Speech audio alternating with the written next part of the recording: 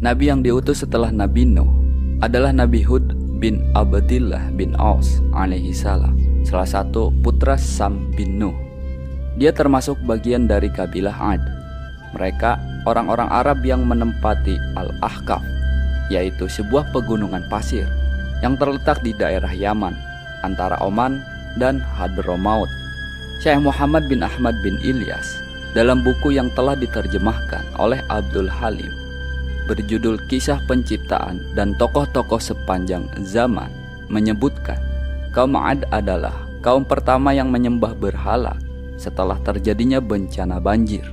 Mereka diciptakan oleh Allah dengan postur, perawakan, dan kekuatan yang lebih besar daripada manusia lain yang hidup pada zaman itu.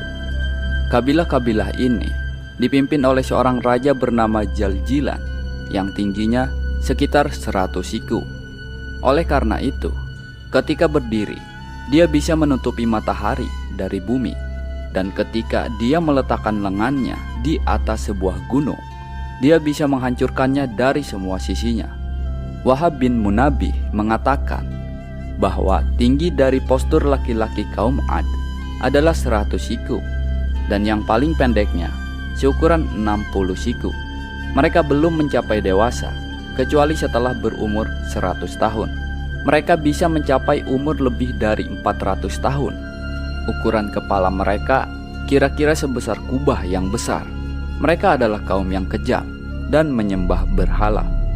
Wahab bin Munabbih adalah seorang pemuka tabi'in dan ahli dalam bidang sejarah.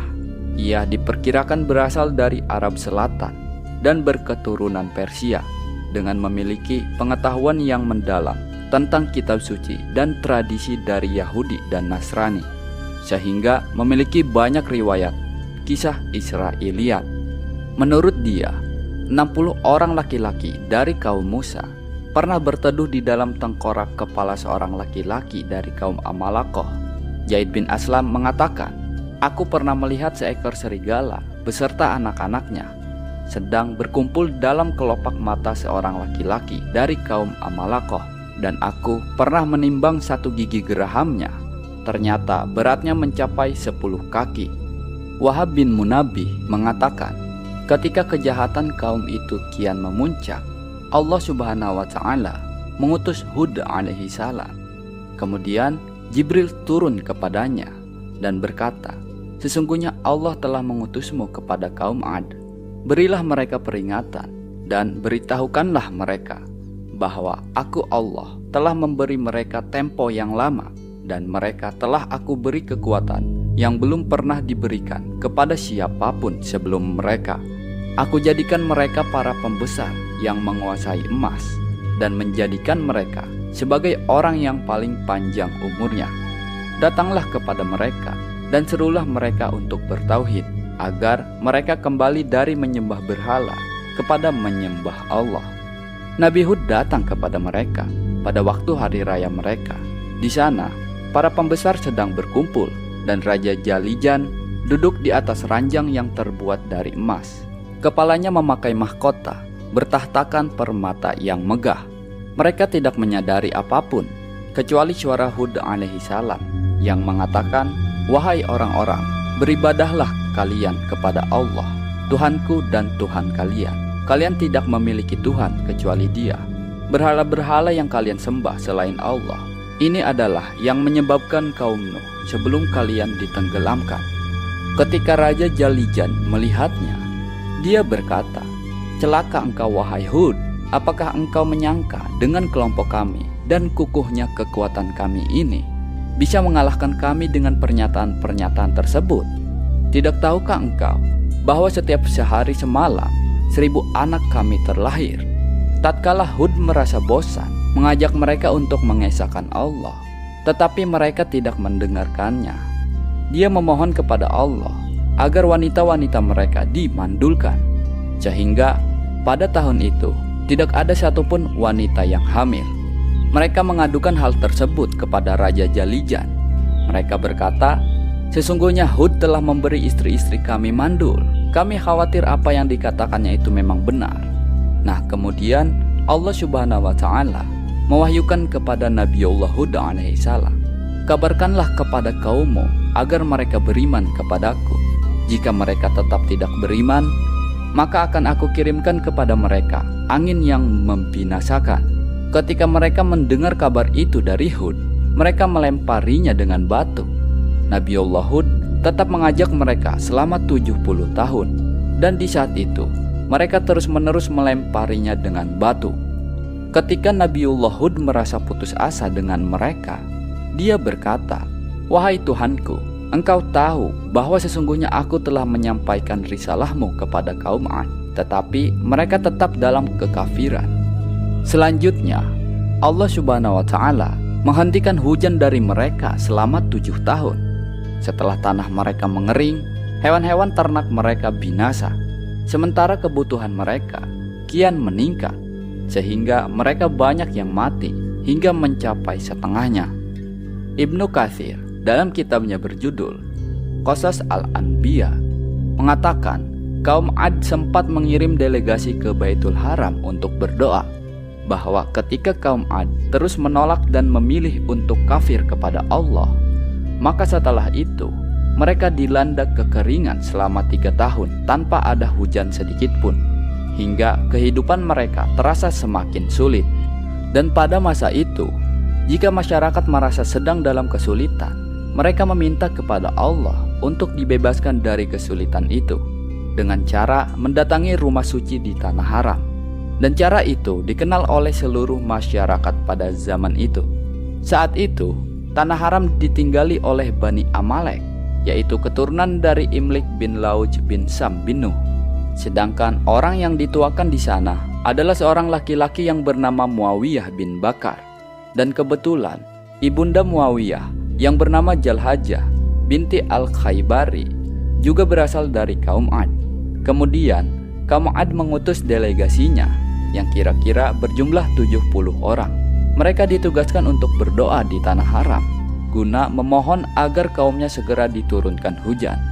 Lalu sesampainya delegasi itu di kota Mekkah, mereka langsung menemui Muawiyah bin Bakar dan menceritakan kondisi masyarakat mereka.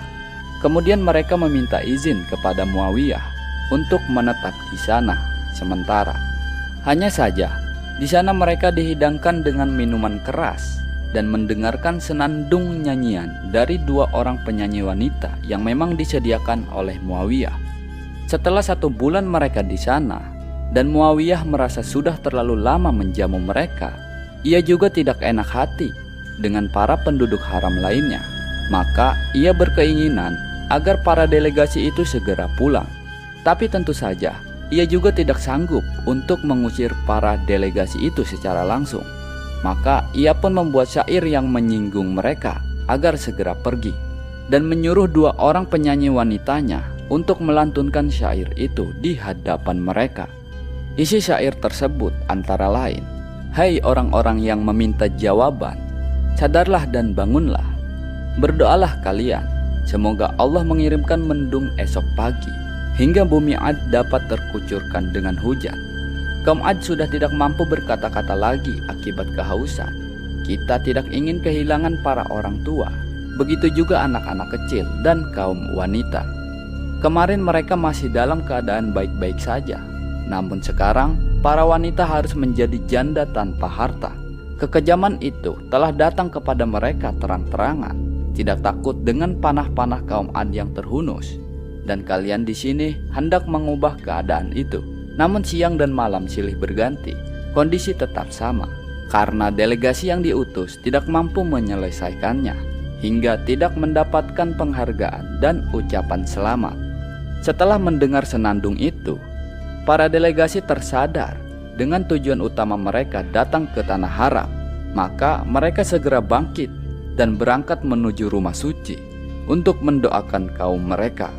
Sesampainya mereka di sana, pemimpin delegasi yang bernama Kail bin Atir segera memanjatkan doa. Setelah doa itu dipanjatkan, Allah menyiapkan 3 awan bagi mereka: awan putih, awan merah, dan awan hitam.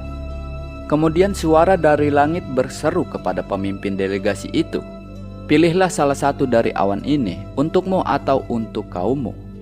Pemimpin delegasi itu segera menjawab, Aku memilih awan hitam, karena awan hitam adalah awan yang paling banyak menyimpan air. Maka dikatakan lagi kepadanya, kamu telah memilih awan yang penuh dengan debu dan menghanguskan, awan yang membuat seorang ayah lari ketakutan dan tidak lagi memperhatikan anaknya, awan yang akan membuat semua kaum Ad binasa, kecuali mereka yang berada di kediaman Bani Lauzah, yakni sekelompok orang dari kaum Ad yang tinggal sementara di kota Mekah. Mereka tidak merasakan azab yang ditimpakan kepada kaum mereka di kampung halaman, dan mereka itulah beserta keturunannya yang menjadi kaum Ad generasi kedua.